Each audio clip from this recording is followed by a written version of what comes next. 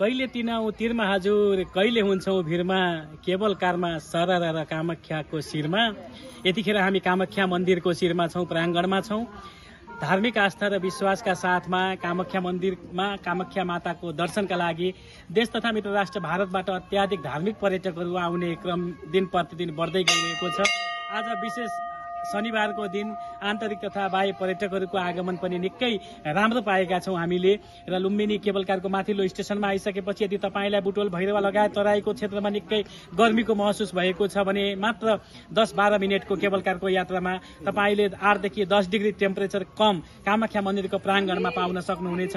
माताको दर्शन सँगसँगै विभिन्न एडभेन्चरमा पनि तपाईँ रमाउन चाहनुहुन्छ भने साइक्लिङ, जिप लाइन, स्विङ लगायत कपल स्विङ लगायतका विविध एडभेन्चरका मजा पनि लिन सक्नुहुन्छ। यो ठाउँमा निकै मनमोहक छ, निकै आकर्षक छ, निकै कलात्मक मन्दिर निर्माण भएको छ। प्राकृतिक सौन्दर्यताले भरिपूर्ण यो स्थान सम्भवतः यो ठूलो आबादी भएको रूपन्देही जिल्लाको यो बुटवल बजारबाट र कमै धेरै सदरमुकामहरूबाट बिरलै मात्र पाउन सकिन्छ। आज हामीले कामाख्या मन्दिरको प्राङ्गणमा यो भेटाएका छौं। यदि तपाईँ पनि कामाख्याको दर्शन गर्न चाहनुहुन्छ, विभिन्न एडभेन्चरमा रमाउन चाहनुहुन्छ भने आउनुहोस्। लुम्बिनी केबल कारको बटम स्टेशन बुटवलको गोलपार्कमा रहेको छ। मात्र 10 देखि 12 डिग्री टेम्परेचरको तलमाथि हुन्छ त्यहाँ यहाँको तापक्रममा मात्र 10 देखि 12 मिनटको यात्रामा पुग्न सक्छौं।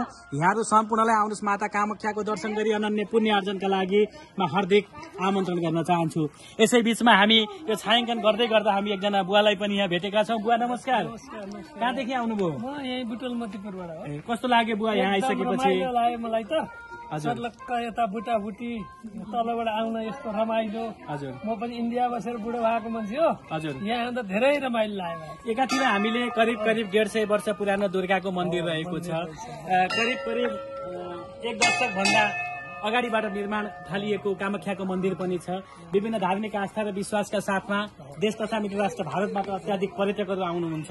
आज तपाईँ यो स्थानमा आउनुभयो, माताको दर्शन गर्नुभयो, कति त आउन भ्याउनु भएको छैन, उहाँहरूलाई के भन्न चाहनुहुन्छ? सबैलाई आएर दर्शन गर्न, यो रमणीय दृश्य हेर्न, देख्न, अनि बुटवलको गर्मी खा मान्छे यो शीतला आउँदा त स्वर्गका जत्तिकै छ। सबै आउनुहोस् भन्न चाहन्छु। एकचोटि सबै आउनुहोस्, म त आइहालेँ, निकै शीतल पनि छ। धन्यवाद यहाँलाई। हामीले संक्षिप्त कुराकानी पनि गर्यौं, तपाईले सुन्नु पनि भयो। यदि तपाईँ गर्मीमा हुनुहुन्छ, बुटवल भैरवाको गर्मी खाँदै हुनुहुन्छ भने शीतलताको लागि आउनै पर्ने एउटा गन्तव्यको रूपमा विकास भइरहेको यो बसन्तपुर जो कामाख्या माताको दर्शन सँगसँगै हामी विभिन्न एडभेन्चरका गेमहरूमा पनि रमाउन सक्छौं। यहाँहरू सम्पूर्णलाई एकचोटि आउनुहोस्, म हार्दिकताका साथ निमन्त्रणा गर्न चाहन्छु। र अहिले फेरि विशेष त लुम्बिनी केबल कारले अवसर ल्याएको छ, खुसीको बहार पनि ल्याएको छ। तपाईले कामाख्याको मन्दिरमा विशेष पूजा आराधनाको साथमा जन्मदिन पनि मनाउन सक्नुहुन्छ, जसको लागि निशुल्क टिकटको पनि व्यवस्था गरेको छ तपाईको जन्मदिनको दिन। तसर्थ आउनु साथीभाइ परिवारसँगै लुम्बिनी केबल कारको यात्रा तय गरौं। तपाईको लागि निशुल्क टिकटको व्यवस्था गरेको छ। तसर्थ स्टेशनमा आएर तपाईले विशेष पूजा आराधनाको साथमा पनि आफ्नो जन्मदिन मनाउन सक्नुहुनेछ।